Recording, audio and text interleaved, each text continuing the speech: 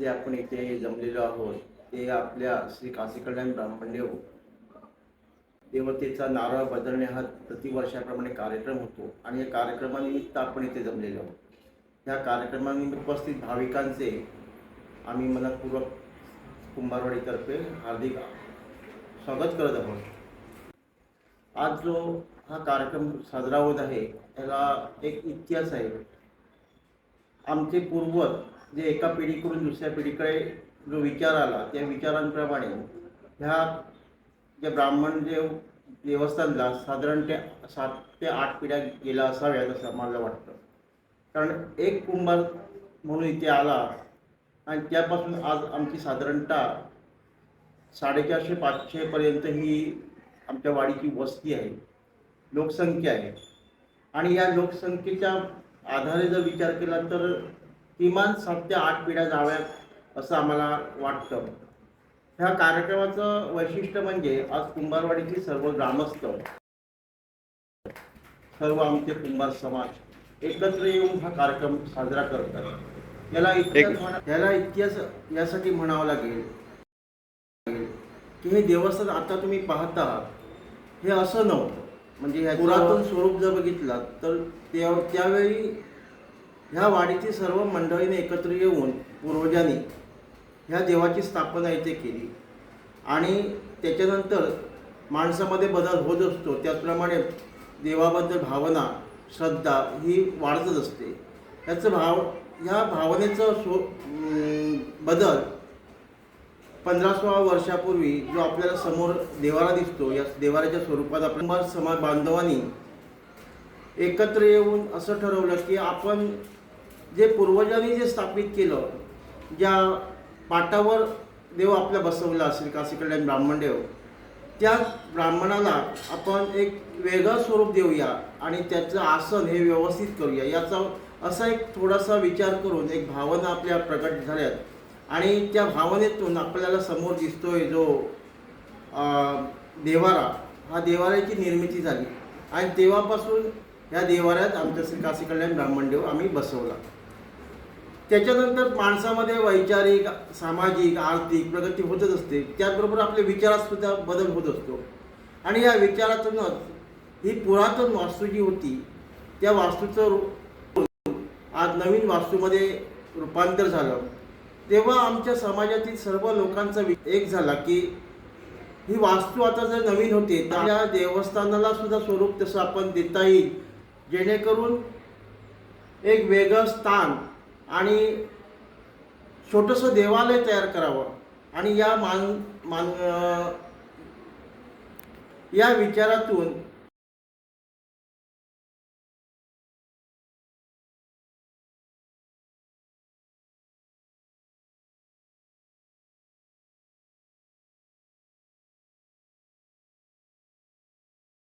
तसं म्हणजे आधुनिक काळात जसं प्रत्येक देवालय बदलली गेली त्याप्रमाणे हे सुशोभित असं छोटंसं देवालय, पण त्या देवालयाबाबत जी भावना किंवा श्रद्धा आहे ती वेगळीच आहे।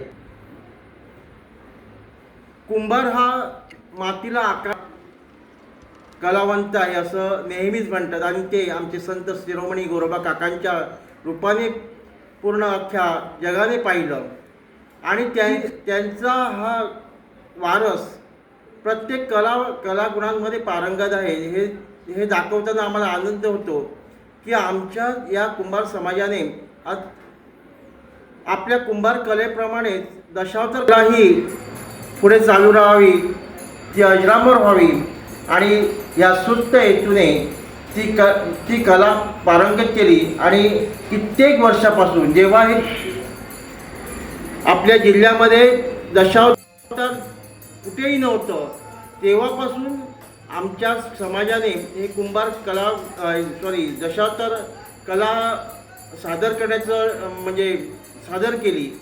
त्या कलेतसुद्धा आज तरुणाई त्या कलेत म्हणजे उत्साहाने भाग घेतात हे सुद्धा सांगताना आम्हाला अभिमान वाटतो। त्याचप्रमाणे भजन सगळीचकडे होतं, पण आज कुंभारवाडीचा या विचार केला तर अनेक कलावंत मग तबला वादक म्हणा, मृदुंग वादक म्हणा, हार्मोनियम वादक म्हणा, अनेक कलावंत घडले आणि ते आज आपल्या माध्यमातून ही भजनाची सेवा करत आहे, देवाची सेवा करत आहे, हे सांगताना सुद्धा आम्हाला आनंद होत आहे.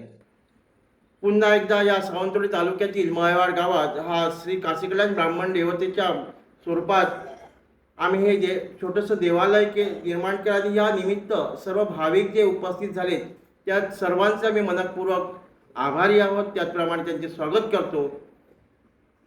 धन्यवाद. मला अभिमान वाटतोय की आठवणी गावच्या या चॅनलच्या माध्यमातून आम्हाला या देवस्थानबाबत आणि या कुंभारवाडीच्या एकीबाबत सांगताना आम्हाला खूप अभिमान वाटतो. त्यामुळे या आमच्या आठवणी गावाकडच्या या चॅनलला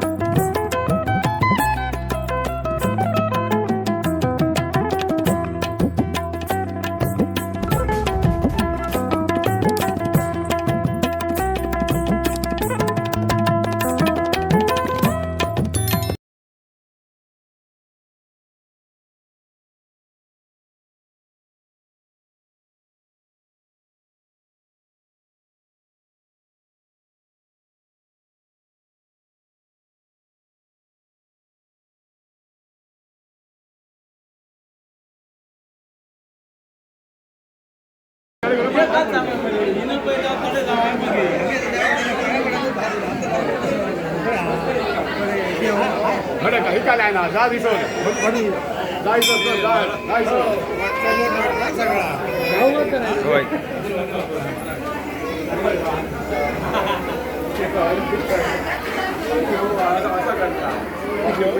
कधी राहता का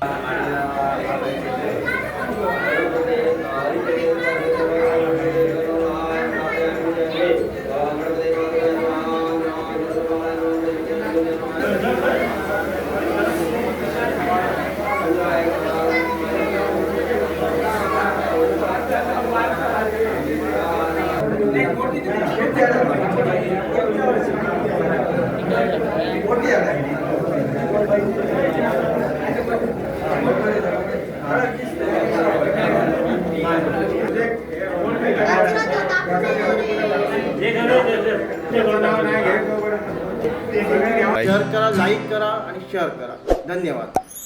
थँक्यू.